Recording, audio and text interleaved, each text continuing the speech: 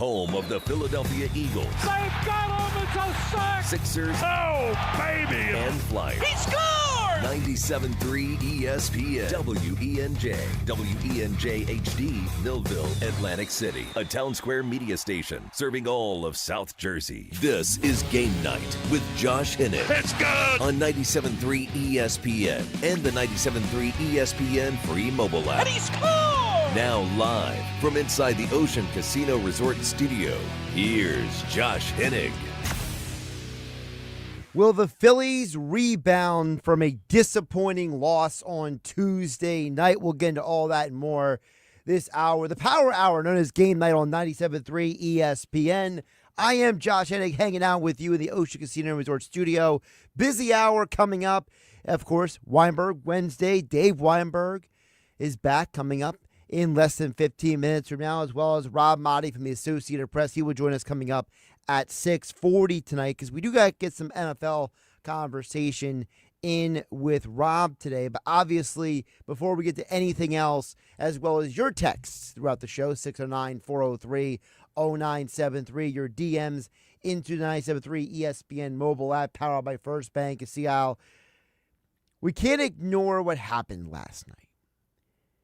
And what happened last night was an example of why Philadelphia sports fans came into the 2025 season with a lack of hyper expectations for the Philadelphia Phillies. Not because they lost 7-5, not because the bullpen didn't have a great day at the office, not because Zach Wheeler had a rough outing and he probably shouldn't have been penalized for some of those runs, not because Edmundo Sosa played in left field, not because Johan Rojas dropped the ball when he should have caught it. It's all the above. It's the idea that when Rob Thompson, the Phillies manager, is getting this line of questions after a game last night, it just makes you wonder, what on earth is this team going to do if what we are seeing in April of this year, in one game, by the way, I will admit it's only in one game, but it's giving fans a little PTSD about what happens if this team gets to the postseason and these issues arise. When the manager is getting this line of questions and giving these answers. That's Rojas' ball, 100%. Yeah, there was miscommunication, but Rojas is the captain out there, and he's got to take charge. He's got priority, and so we talked to him about it. Especially, guys playing left field for the first time in his life. Was Sosa calling it? Is that what's miscommunication? Actually, he was saying you, which you shouldn't say anything. So there was a little bit of both, but yeah, it's Rojas' ball. Johan Rojas was literally just praised by the Phillies manager a few days ago of having one of the best games of his major league career. And he turns around a few days later and has arguably one of the most ridiculous gaffes I've ever seen in a baseball game. Frankly, I don't care if Sosa is telling Rojas to go bleep himself. Rojas needs to stay in the moment as a center fielder and just do his job. The ball literally fell in front of him. I don't understand how this team can go forward and have a ton of confidence in Johan Rojas as a center fielder. It's bad enough that Brandon Marsh is not the answer in center field either. And now you put in Rojas because you have a left-handed pitcher on the mound. How is this organization, an organization that a lot of Philly fans blamed for not doing enough in the offseason, for not retooling enough of this roster? They go out there, they win 2 out of 3 against the Dodgers, you have all the good feels, and you come right back down to earth with a boneheaded play by the center fielder for the day. I don't understand how this can happen. Ruben Amaro Jr., who played outfield in the major leagues former general manager of the Phillies, said this morning on the Phillies Show podcast. Everybody knows this is the first time Sosa's out there playing left field. So as a center fielder, you have to know that you're going to be the most aggressive player out on the field without question, especially with a big outfield like it is in Atlanta. The Truist Park, it's no joke out there in left field. So there's a lot of ground to cover. And to me, Johan Rojas has to go and challenge this baseball. He has to make the play, and he has to be really aggressive with it. And he sort of gave up. I don't like any of this, folks. And again, I understand it's one game. Totally get that. But at some point, I need my Phillies team to be able to handle the small details. I need my Phillies team to be able to do what is necessary to win games that are winnable. That was a winnable game last night. And the drop by Rojas created a domino effect that everything from there on out became a darker and darker and darker cloud hanging over the Phillies on Tuesday night. Even though Schwarber and Castellanos both had very good games at the plate, even though Edmundo Sosa had a SportsCenter top play type catch in left field, stealing a home run, all of it didn't matter because at the end of the night, the Phillies were outscored 4-0 from the fifth inning on. Their bullpen couldn't hold it down. And it looked like there was an emotional drain once that play happened. And I am trying to decipher. I am trying to figure out what exactly this team is going to do moving forward.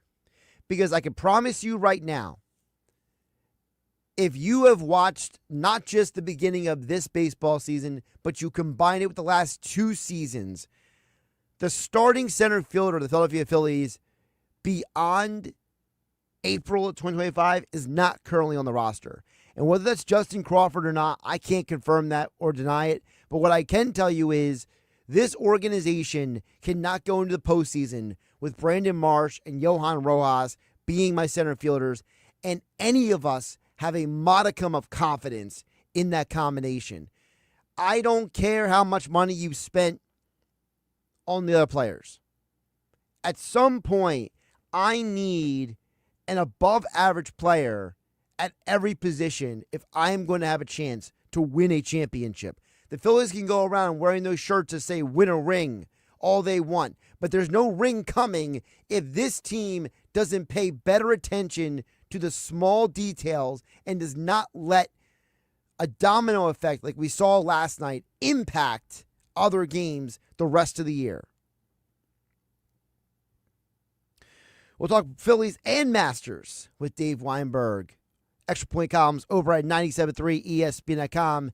Next, here on 97.3 ESPN. Josh Hennig hanging out with you in the Ocean Casino Resort Studios. And don't forget, your next opportunity to qualify for the Sports Bash with Mike Gill's Eagles Draft Party Contest is coming up in about 25 minutes. The 80s Rock Tour, featuring hits from Foreigner, Journey, and Asia, is coming to Ocean Casino Resort in Atlantic City on May 16th. Relive the glow at theoceanac.com. Don't miss out on the ultimate 80s rock experience at Ocean Casino Resort. Must be 21 or older. Gambling problem? Call 1-800-GAMBLER. Get in the zone, AutoZone. Welcome to AutoZone. What are you working on today? I need new rotors. When you buy 2 Duralast rotors during our spring sale, you get Duralast brake pads free. Free? With the rotors. Well, that's great. What if I need extra stopping power? You can upgrade to Duralast Gold pads for just $10. So Duralast pads are free? Yep. And an upgrade is just $10? That's right. Part of the spring sale at AutoZone. Get in the zone, AutoZone. Restrictions apply. Oh, by the way, Ivan's no longer on the project. His wife got a new job, so they're moving across the country. Robin's top researcher is deviating to a new market. This isn't standard. And now we're short-staffed. Who's going to finish all these projects? She needs a cluster of new data analysts, and there's no margin for error. I need Indeed. Indeed you do. Put our matching platform to work so you can spend less time searching and more time connecting with talented candidates. Visit Indeed.com/credit and get $75 towards your first sponsored job. Terms and conditions apply. It's time to find appliances that fit your needs and your style at the Home Depot. Shop Spring Black Friday savings and get up to 35% off select appliances like GE Profile, plus free delivery. From all-in-one washer-dryer combos that can wash and dry a full load in under 2 hours to feature-loaded refrigerators with built-in autofill water pitchers, GE Profile has appliances made to simplify your life and elevate your home. Shop Spring Black Friday savings on top brand appliances and get free delivery happening now at the Home Depot. Free delivery on appliance purchases of $396 or more. Offer valid April 3rd through April 23rd. U.S. only. See store online for details. Wesley Financial Group is not a law firm. Do you find yourself stuck in a timeshare? Get the real facts about the timeshare industry and your options for cancellation. Chuck McDowell, founder of Wesley Financial Group, has put together a free information guide that reveals the secrets the timeshare industry doesn't want you to know, including the 5 ways to get rid of your timeshare. Call now and get this timeshare cancellation guide absolutely free. Call 800-334-2266. That's 800-334-2266. 800-334-2266. Paid for by Wesley Financial Group.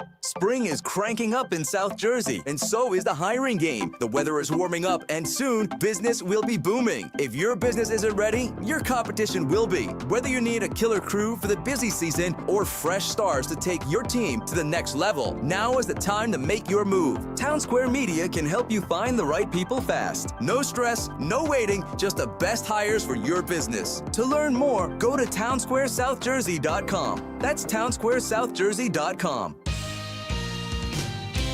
This is the Town Square, New Jersey Info and Weather Network. Progressive Insurance presents the Sports Flash on 97.3 ESPN.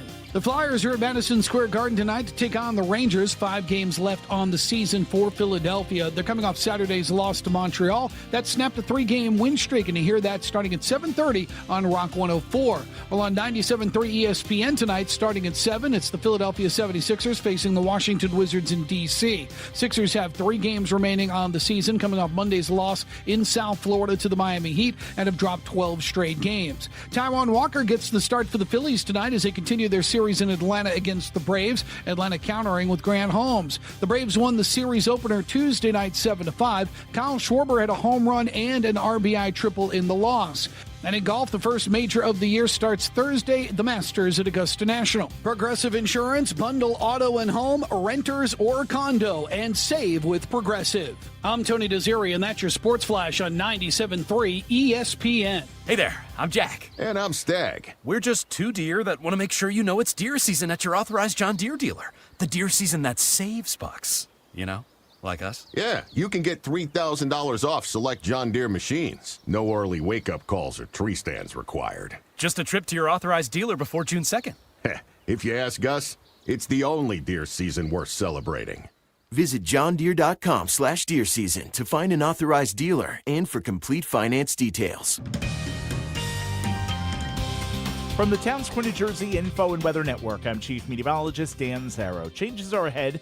Tomorrow turns wet. Eventually, Friday, we get soaked. Look for increasing clouds tonight and a chilly low temperature around 37 degrees. Turning mostly cloudy tomorrow, high 51. Dry to start, then rain showers fill in through the afternoon. Friday, cloudy, breezy, and wet. You may catch a little dry weather Friday morning, then steady to heavy rain later on, high of 53. Get weather 24/7 wherever you are. Download our free mobile app today. 97.3 ESPN has teamed up with Seize the Deal for incredible weekly offers from some fantastic local restaurants. Here's this week's big deal. Get a $50 gift card good for use at Jester's Dive Bar for just $25. Get this great deal starting Friday at 9 a.m. at seizethedeal.com. Hurry, chances are this deal will sell quickly. For more info on this great deal, go to seizethedeal.com.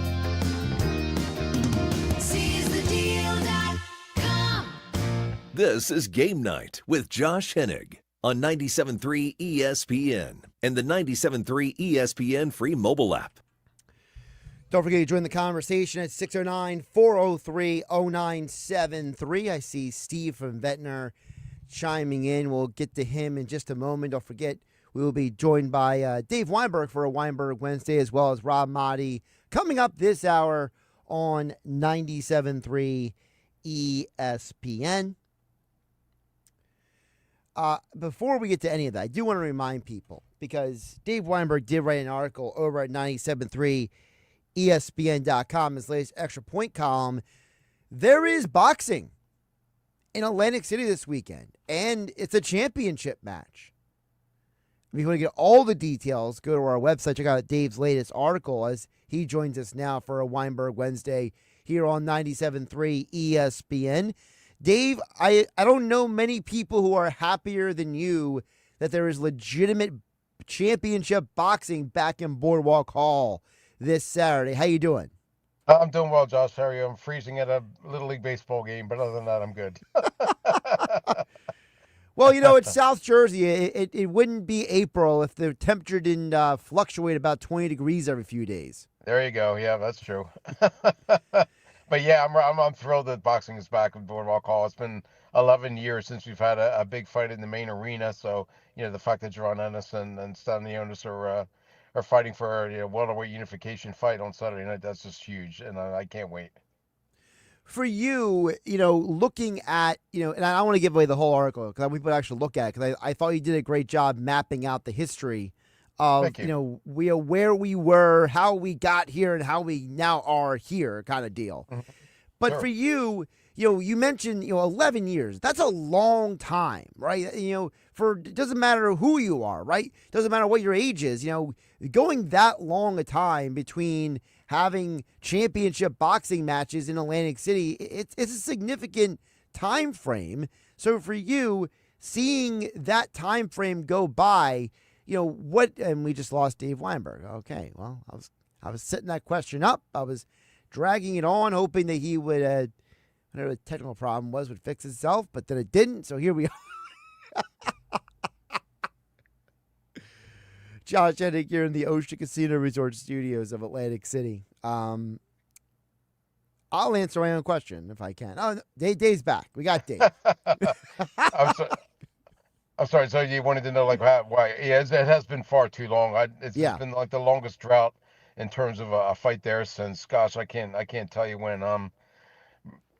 Since the casino era, at least, when it started around, the first big fight there was around 1982 or so. I mean, there's always been at least one every year or one every other year. There was a couple years where Boardwalk Hall got renovated, as you may recall or may not. There used to be a 22,000 seat arena. Now it's 12. But and there was a 3 or 4 year period where there wasn't any boxing during that time. But yeah, I don't know the reason for it. I mean, does casinos just stop being interested for whatever reason? They didn't want to, risk bringing their customers to Boardwalk Hall or whatever. I'm not sure what it was. Promoters got a little antsy about paying the site fees and things and the labor costs associated with a big fight. But thankfully all the entities, various entities, the Atlantic City Sports Commission, Boardwalk Hall, the promoters, Atlantic City Boxing Hall of Fame, Larry Hazard, they've all agreed and come together to bring a fight back, and hopefully it's the first of many to come. So, championship unification bout, what is the significance of a fight like this for a guy like Ennis, who, local guy, Philadelphia? So, if he wins this fight on Saturday, Dave, kind of paint context for the audience. What does this mean, in the big picture of the sport? Well, it's huge for him, and it's really big for Atlantic City, too. They've been looking looking for a fighter to build their brand around. As everybody knows, there was, Arturo Gatti, and it was Mike Tyson before him, and then it was, I guess Kelly Pavlik was probably the last one. And but since then, they haven't had a guy that's marketable enough plus talented enough to draw fans, and they think that Jerron Ennis is that. I mean, like you mentioned, being from Philly, he's got a huge fan base that will gladly come down to Atlantic City to see him fight. So, if he wins this one, and there's no guarantee by any stretch, but if he wins this one, then I think maybe he's somebody that can, bring people to Atlantic City. Plus, it's big for the welterweight division too. You have Bud Crawford and a couple other guys that are waiting in the wings. So, maybe this is probably a stepping stone for Ennis to get another, get a so-called mega fight. And if that were in Atlantic City, that would be tremendous. Talking with Dave Weinberg here for a Weinberg Wednesday here on 97.3 ESPN. Check out the full Extra Points column over at 97.3ESPN.com right now. Dave, each and every year, you and I have this conversation about the Masters, a tradition unlike any other, not just for watching it, but you and I like to give out who we think is going to win. Doesn't mean we're always right, but we like to have some fun with it. Before I ask for your five, right, I want to know for you, because Scotty Scheffler, he is such a prohibitive favorite that he is a minus betting odd even as a top 5 or top 10 finisher. So, for someone like you, is it almost like, do you even avoid even looking at him just because you know there's no plus value in even going with him? Yeah, I mean, as from a betting perspective, there's really no sense in it, right? I mean, like you said, he's such a prohibitive favorite. Yeah, you probably. I mean, if you're a fan, you want to see the best of the best, and you want to see him perform well. And I'd be thrilled if he won for him and for the sport. I mean, he's kind of been off to a little bit of a slow start this season, but I think Augusta will probably bring out the best in him. But yeah, there's other guys there that are right. That might make more sense as far as from a betting perspective goes. So, who is Dave Weinberg's 5 guys that he is zeroing in on for the Masters in 2025? Well, Scotty Scheffler. I think Colin Morikawa is going to be right there. I think Bryson DeChambeau is going to be there. I'm not sold on Rory necessarily, but I guess I got to put him in there too. And Brooks Koepka, I think, might surprise some people. Okay, interesting. There's some interesting. Now you picked a couple live golfers in there. Any concern about the whole guys on live versus guys on PGA, or do you think that's starting to fade? Yeah, I think it's starting to fade a little bit. They played in the majors last year. DeChambeau won one, I believe. So yeah, I don't think that's as big a deal as it was in the past. I mean, those guys know Augusta as well as anybody. They've always kind of performed there relatively well. So yeah, I don't think that's as big a deal as it used to be. So here's the thing: my 5 for the tournament, and I will preface this by saying I am slightly influenced by the conversation I had with betting analyst Pam Maldonado yesterday here on 97.3 ESPN. So I will admit part of my picking is a little, maybe hyper information based, and maybe that's probably why I'm going to get it wrong. But you know how this works, Dave. Sometimes you overthink it and then you miss the point altogether. But I like Rory for a top 5 finish. Okay. For the top 10 finishes, I like Jon Rahm. I like Colin Morikawa. I don't even know why I fully like him, but I just like his attitude right now. I like Justin Thomas as a top 10 finisher. And I always like to go with an off-the-board guy, someone who maybe people are not talking about. I have not seen Will Zalatoris look this happy in a long time. And sometimes that's not a bad pick. Yep. Sometimes I feel like if these guys' personal lives are in a good place, their professional lives are in a good place. Because let's be realistic. Scheffler, when he cut his hand months ago, right? That whole incident in his kitchen. Yeah, it's like there's always that part of me that wonders, it might rain this weekend. Does the hand start hurting a little bit when he grips the club? Maybe I'm overthinking it, but that's where I'm at. I gotcha. Zalatoris isn't a bad pick. I haven't bet on anything since football season was over. I don't bet basketball. I don't bet baseball. But the 2 things I bet are football and golf majors. So I've actually bet on 20 guys, I think, this weekend to win. Oh Lord. And I'm figuring maybe hopefully one of them will get it. And if they do, then I'll get my money back plus a little bit, except for Scheffler. I think I'll lose money on him, but it's just like $10 per guy. And but Zalatoris is one of my the slew of guys that I put money down on. So yeah, I wouldn't be surprised at all. I've heard he seems to be peaking at the right time. Like you said, he's in a good frame of mind. So Yeah, and he's usually played well at Augusta, so that wouldn't be a huge surprise, I don't think. All right, Dave, before I let you go, because I know you're freezing in the car over there, and I'm glad we got you the technology back. The technology reset itself. That's always a plus Oh, for yeah. us here. One day we're going to not have to worry about this wacky setup, but here we are on April 9th. Phillies center fielder, Brandon Marsh, Johan Rojas, or to be gotten later this season? Brandon Marsh or maybe Sosa, but I don't know if he's comfortable playing center. So yeah, I would go Brandon Marsh. I think Rojas is that play last night was such a boneheaded move. I mean, he let the ball drop at his foot. And I don't want to hear any excuses. I don't want to hear any of that. I mean, that's his ball to play. He's played center field long enough to know that, you go and you get everything you can get to. So, yeah, I'm done with I'm done with the Johan Rojas. So give me Brandon Marsh in center. See, my option is C. I think the Phillies center fielder is not currently on the roster. I think he's coming later this season. That could be too. Yeah. I wouldn't be shocked. Now, I'm not saying it's Justin Crawford. I'm not going to be one of those, I saw one player's minor league game. I'm going to get excited. I'm not one of those people, but I don't, and you know how it is, Dave. I just don't see a scenario where when we get to the postseason, Marsh or Rojas can be depended on to be the center fielder for this team. I don't see how a rational mind would be okay with that, but that's just me. Yeah, I'm not a huge Marsh guy either. I was just going to be the lesser of two evils, I guess. But yeah, I'm with you. I wouldn't be surprised if there's another guy coming. I thought lesser of two evils is what we did when we went to the voting ballot box.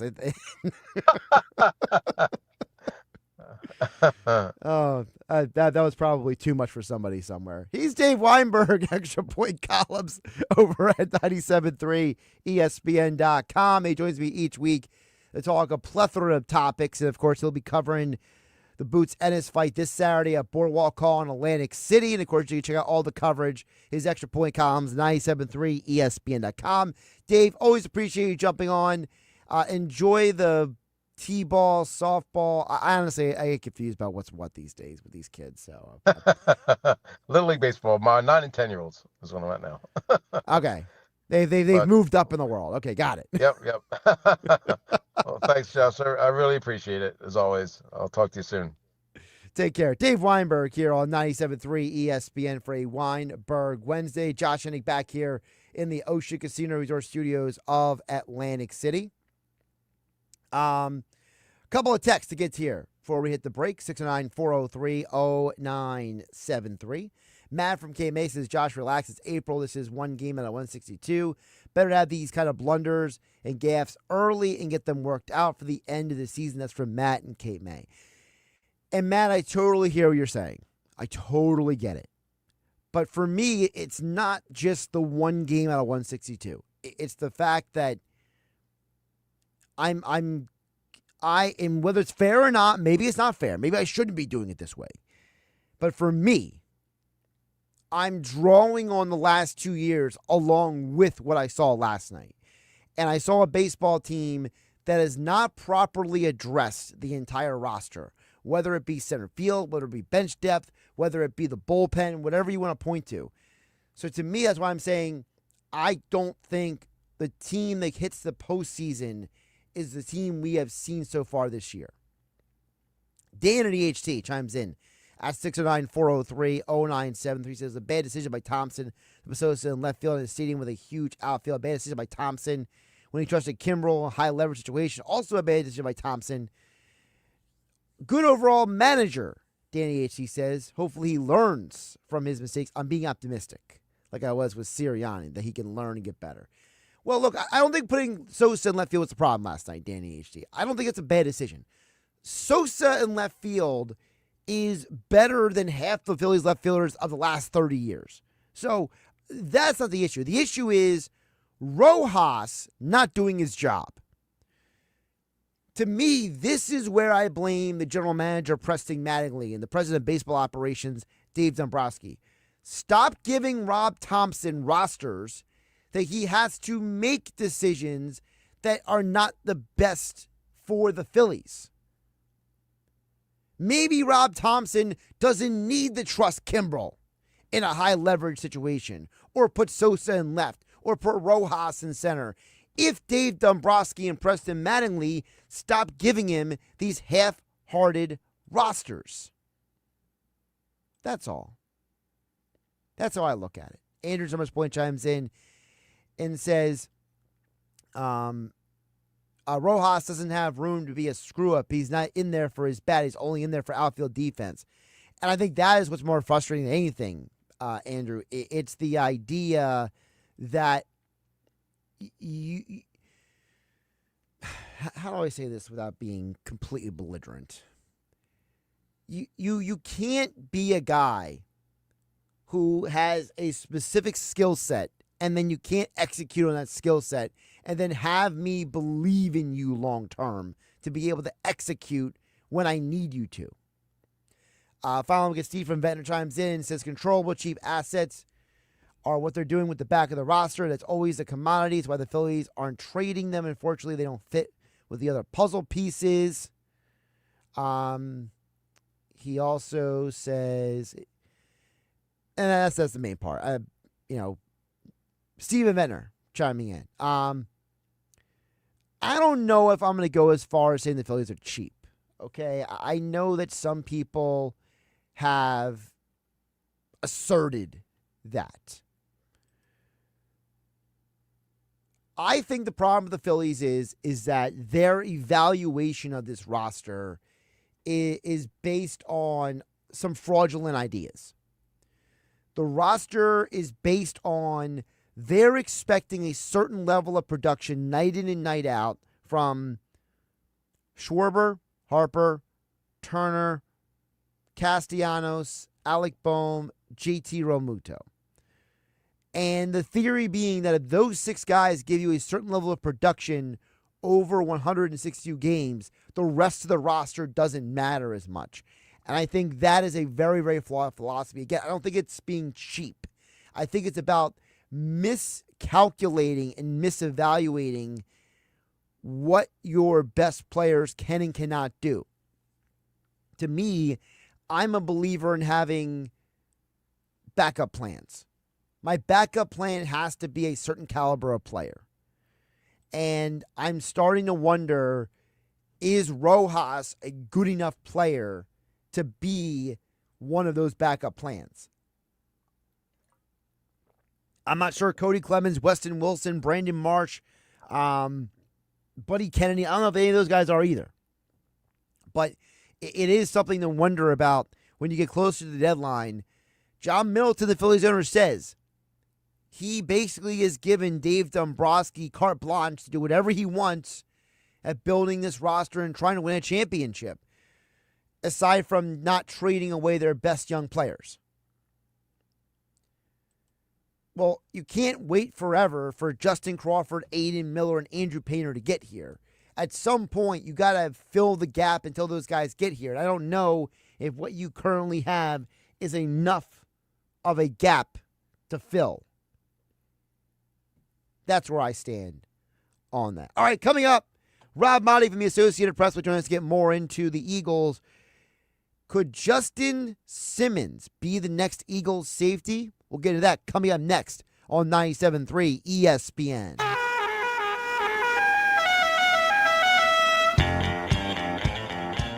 All right, you heard the sounder. That means caller number 7. You're a qualifier for the Eagles Draft Party Contest, where you can win a pair of Eagles Club Box seats.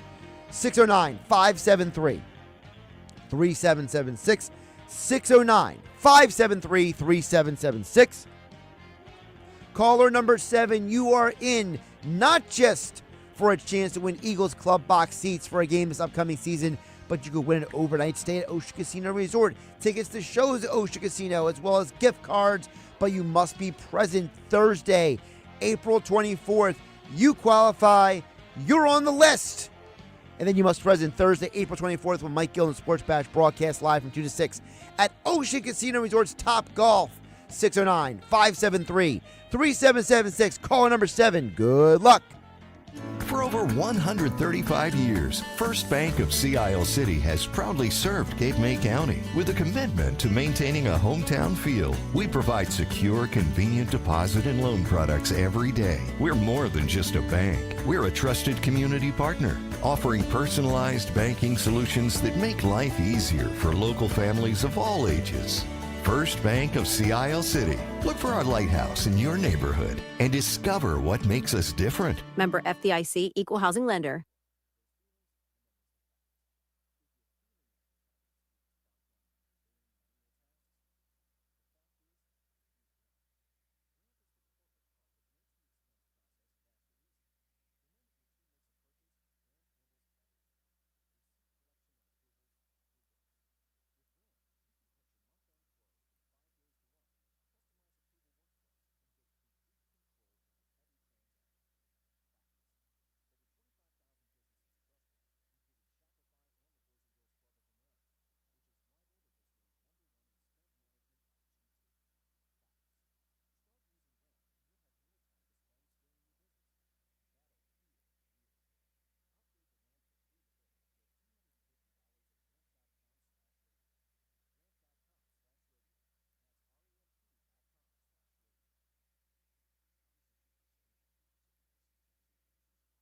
Bring spring to your door with Target Circle 360. Get all you need for Easter hosting, spring get-togethers, and more with unlimited same-day delivery through Target Circle 360. From Easter basket goodies to fresh florals, getting everything the same day is easy. Open the Target app and bring the magic of the season to your door with unlimited same-day delivery through Target Circle 360. Visit target.com/circle or the Target app for more details. Subscription required. Same-day delivery is subject to terms. Applies to orders over $35.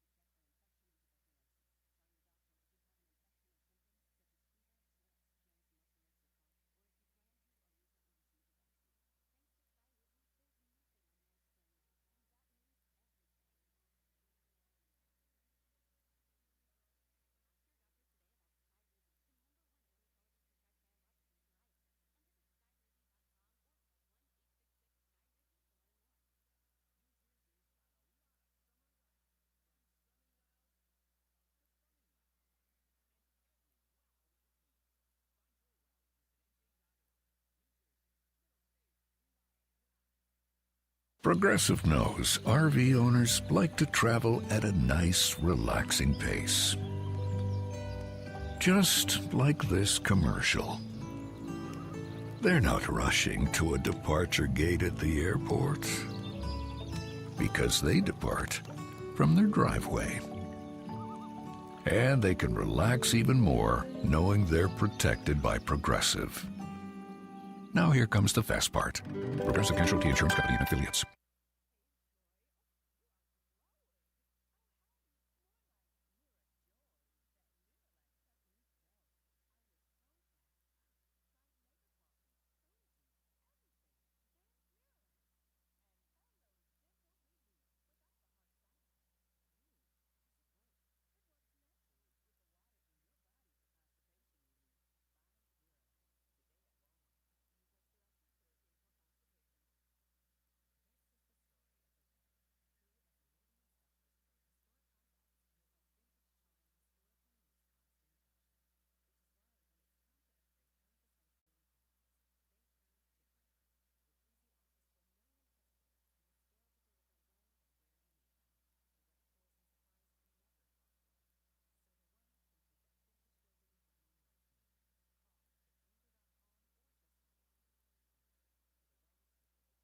Save thousands at Matt Blatt Kia. Get out of your old trade today, even if you owe thousands more than it's worth. Go to mattblattkianj.com for more details. That's mattblattkianj.com. It's gotta be a Matt Blatt Kia. More Game Night with Josh Hennig on 97.3 ESPN and on the 97.3 ESPN free mobile app, powered by First Bank of Sea Isle City. Congratulations to Mark in Hamilton. You're the latest qualifier for the Eagles Draft Party Contest. Your next opportunity to qualify is tomorrow morning in the 6, 7, and 8 o'clock hours during Unsportsmanlike. When you hear the sounder, you got to text in. If you text in, you can be qualified for the Sports Bash Mike Gill's Eagles Draft Party. And again, as a qualifier, don't forget you must be present Thursday, April 24th at Top Golf inside Ocean Casino Resort in Atlantic City. Speaking of the Eagles, on the Up and Adams show, she asked former Broncos and Falcons safety Justin Simmons about would he be interested in a reunion with the Eagles, and this is what the veteran safety said. Going to Philly with Vic, you know exactly what you're getting out of me, and I know exactly what I'm getting out of them because I've been in the system. I still have a ways to go to mastering it, but there's some things and nuances that I know that Vic likes, that I know that Christian Parker likes, and I think I could really help in that area. Obviously, them moving on from CJ and what he's poured into that city there is big shoes to fill, but I love what they have going on with Blankenship and the rest of the supporting cast there. Let's hear what Rob Maaddi thinks about the idea of could Justin Simmons be the replacement for CJ Gardner-Johnson. Rob Maaddi from the Associated Press, senior NFL writer, joining us now on 97.3 ESPN. Rob, what do you think? Justin Simmons to the Eagles. You think it's legitimate? I think it's something that's worthy of consideration, and probably, Josh, it wouldn't happen right away. I think the Eagles will go through the draft, go through some of their OTAs, see what Sidney Brown can do, Tristan McCullum can do. Obviously, they got Reed Blankenship. Justin Simmons, a veteran who's been, I think he was 4-time second-team All-Pro. Couldn't quite crack first-team All-Pro. Right there, Pro Bowl guy. Last year, first year with the Falcons after spending his entire career in Denver, and didn't have as great of a season. He's a free agent. I've talked about him before as somebody who I think brings a lot of leadership, great locker room guy, a great guy for that kind of off the field intangibles. A little different than CJ. GJ isn't going to talk trash quite to anywhere near the extent that CJ Gardner-Johnson did. I think he would be a nice fit, knowing his familiarity with Vic Fangio, had success with the Broncos. I think Howie, though, will want to see what they can do with some of the guys they already have in-house can do. I don't know that Justin Simmons right now is going to command a big-time salary. I forget. I didn't look to see what he made last year. He was available for quite a bit last year. The Falcons, I don't think, signed him till it might have been into training camp. I remember they brought him in and Matthew Judon, right? So they both came in right around somewhere late July, early August. So this could be a similar situation where he, obviously he wants to play football, continue playing football. He's kind of mentioned the Eagles more than once. I know he did an interview somewhere else. Wasn't with Kay, someone else, and he talked about the Eagles before too. So he certainly would love to be in that situation. I would take a shot. I think what he brings to the team in the locker room is enough of just an incentive to want to have him around some of these guys. And guys are always going to get hurt. There's always going to be injuries. You're always going to need some depth. But let's see what they can do draft-wise. And there's going to be a lot of movement by the Eagles at the draft. They always do move. I don't know that they're going to pick 32. They may pick in the teens. They may drop out of the first round entirely. That's what Howie does. He's going to explore every option. And maybe you add Justin Simmons at some point in June, July, maybe even early August. Yeah, last year he had a $7.5 million. That was the deal he got from the Falcons. But as you said, he reported basically at the beginning of training camp. He didn't sign in the offseason And he made the comment to Kay on the Up and Adams show that he doesn't want to do that again. That there's a part of him is like, I want to be there with the guys. So, if it's like Garrett Blunt in 2017 all over again, where you sign him in May, he can still be out there for mandatory camp and training camp. He can still get the offseason in. But I do think it's interesting that this is a guy who last year, Rob, teams were hesitant to sign him because he was asking for too much money, was the reporting out there. And now this year, now we got two different shows now where he's saying, oh, Eagles, Fangio, Christian Parker, it really does sound like, this guy is serious about trying to, because remember, he's never played a postseason game in his entire career. So now it's like, all right, well, Philadelphia, they get the postseason every year, but is a player like Simmons willing to say, Rob, I don't need the max dollar in order to play a postseason game? Yeah, and he leaves Denver and they go to the playoffs, right? So that's kind of like, be a little bit of a, oh man, I just missed out on that. Now, if the Eagles go and draft somebody like Malachi Starks in the first round, forget it, right? And he's out of Georgia, that could have. I don't think they're going to spend the first round pick on a safety, but they really can do anything.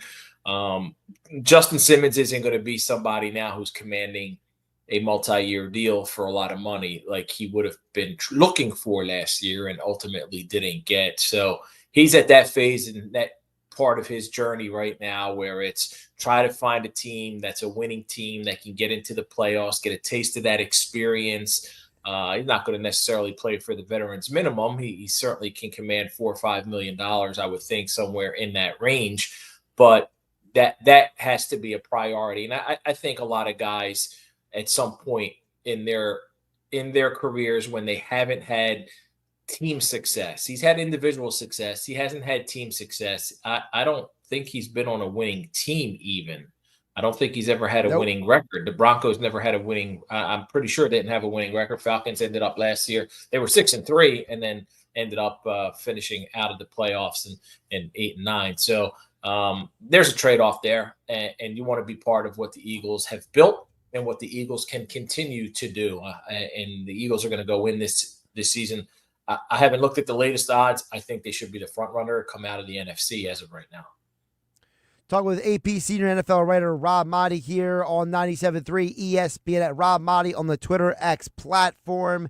Of course, Justin Simmons joined the Broncos after they won a Super Bowl. And as Rob mentioned, he left before they went to the postseason last year, but he still is fourth among active players in interceptions. So he has been a very productive player. Another player, speaking of the AP, Rob, because part of your job is you are the collector of voting for many of the AP awards.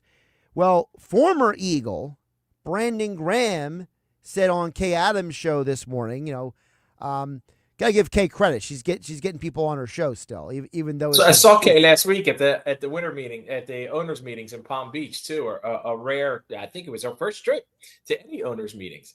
So she's getting out there. She's grinding. She's working hard. Yeah. Well, she had Brandon Graham on this morning, and BG has high expectations for this player, and he even mentions he thinks this guy could be an all-pro this season for Philadelphia. Brandon Graham, go. I'm excited to see him now, just kind of flex a little bit because not so many people talking about him, and I hope that he continue to keep performing at a high level. I'm looking for all pro, like double-digit sack. You know what I'm saying? Like he can do that because he really is a hard worker. I think he's gonna be a great leader of men in his room and the defense, and him and JC and all the boys together. They gonna do good. They're gonna keep it going. And talking about Nolan Smith, Rob Maaddi. I was about to say that Nolan Smith. No.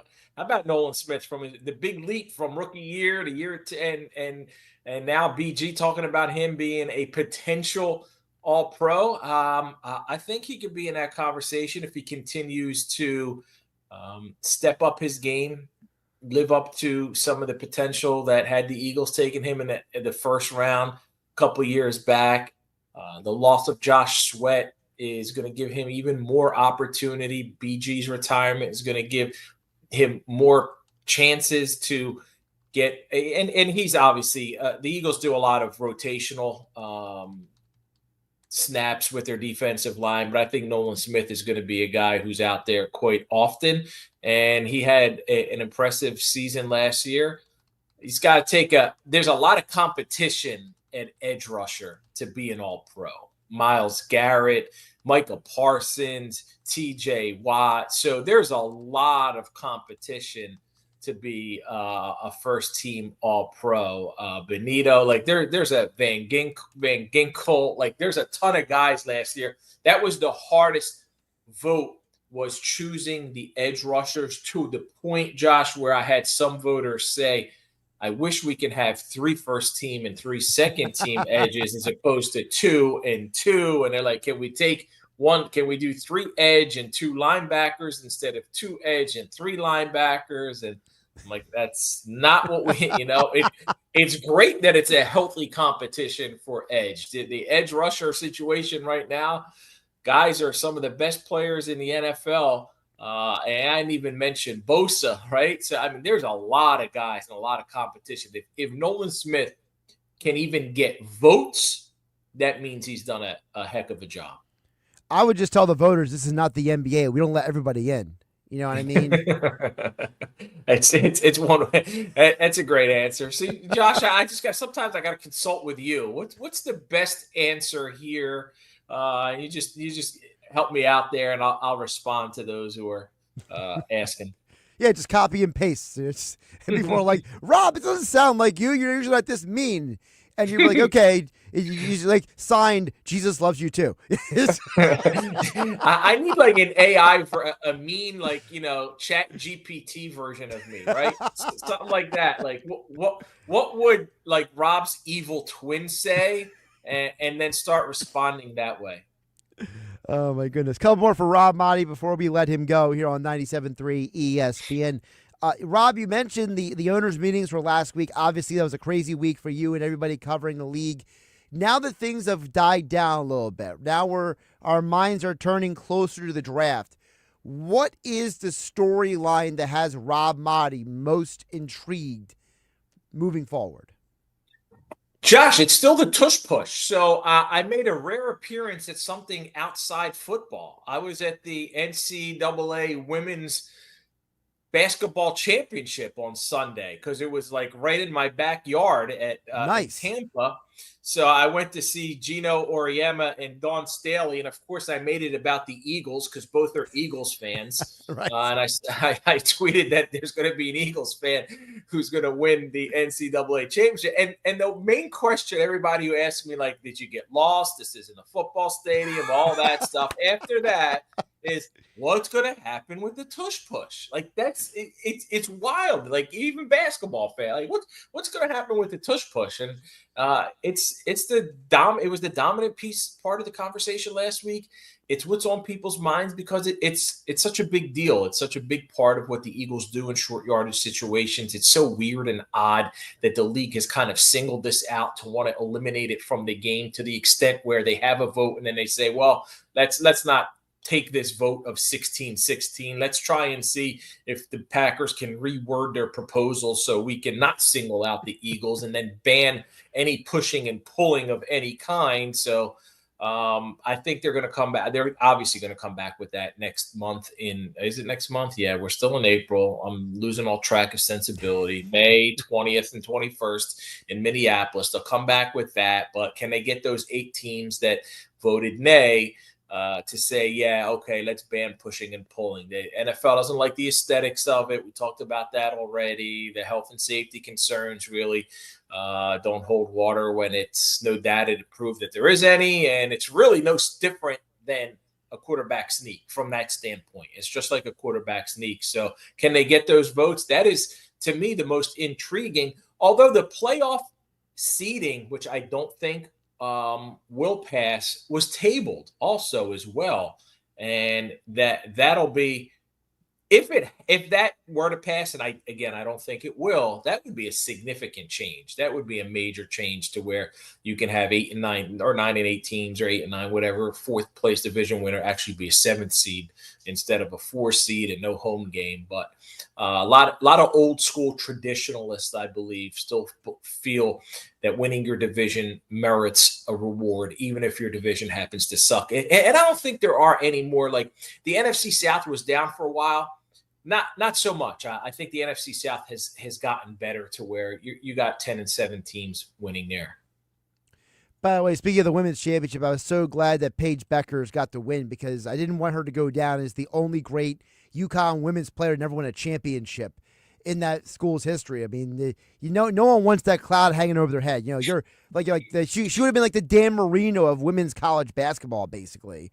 And I was just hoping for her sake, and she didn't.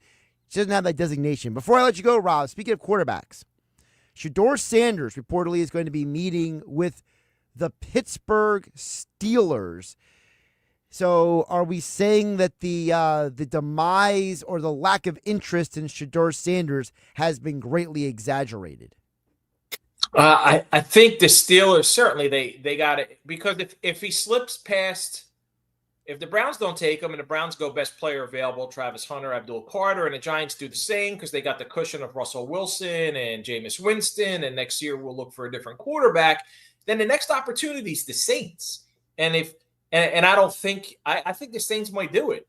But if not, then you're looking at the Steelers. So it makes sense. Obviously, they got 30 visits. Let them use one up on Shedeur Sanders and see what happens. But I still think Aaron Rodgers ends up being in Pittsburgh, although he's not going to be on McAfee's live show tonight. Is that live in the arena? Is like a live show? It's in the arena, yeah. Yeah, he's apparently McAfee already said he's not going to be there. So I was hoping for an announcement tonight, but we'll probably get it right on draft day, because that's Aaron likes to take over some of the news cycle. So good for him. But that wouldn't preclude the Steelers from drafting Shedeur Sanders. Although, if you're bringing in Rodgers to win now, you might want to build a team around him capable of winning right away, and not spend a first-round pick on a quarterback that you might use 2 years down the road. He's Rob Maaddi. Of course, you can check out all of his coverage of the NFL at the Associated Press. He's our senior NFL writer at Rob Maaddi on the Twitter X platform. And don't forget, Faith on the Field, heard Saturday and Sunday mornings right here on 97.3 ESPN. Rob, great stuff. Always appreciate you jumping on. We'll talk soon. Thanks, Josh. You're the man. Josh Hennig here in the Ocean Casino Resort Studios on 97.3 ESPN. To me, before we get out of here, the Shedeur Sanders story, to me, is the story of the 2025 NFL Draft. Because the evaluation of a quarterback like him has become so polarizing. And I've seen such a crazy range of opinions about who he is, what he could be, what his potential is, what his skill sets are. And I am genuinely convinced that this young man would have a more balanced and honest review as a prospect if his last name was not Sanders, if he was not Deion Sanders' son. Because if you watch him and didn't know he was Deion Sanders' son, I think some of these teams would think a little more highly of him. I'm Josh Hennig. This is Game Night. I'll catch you tomorrow. Are you someone who tries to drive while distracted by your phone? Someone who props it on the steering wheel, or peeks down at it for a glance, or just scrolls and scrolls? If so, you could be the next person to get into a fender bender, get a ticket, veer off the road, or even cause a crash that kills you or someone else. Enough already. Put the phone away or pay. Paid for by NHTSA. When you're hiring, have you ever felt like you're missing out on meeting truly great candidates for your roles? It seems impossible to find them, but they have to be out there somewhere, right? Well, they're not hard to find when you know where to go, and that place is ZipRecruiter. And right now, you can try ZipRecruiter for free at ZipRecruiter.com/radio. ZipRecruiter helps 10 million people with their job search every